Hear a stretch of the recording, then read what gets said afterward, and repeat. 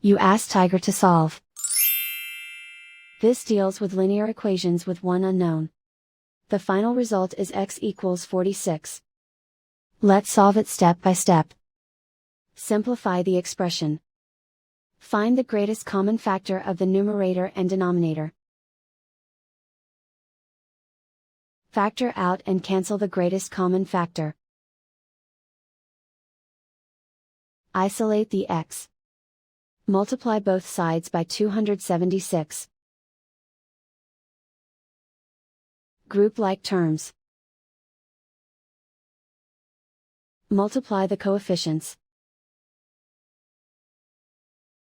Simplify the fraction. Multiply the fractions. Find the greatest common factor of the numerator and denominator. Factor out and cancel the greatest common factor. And so the final result is x equals 46.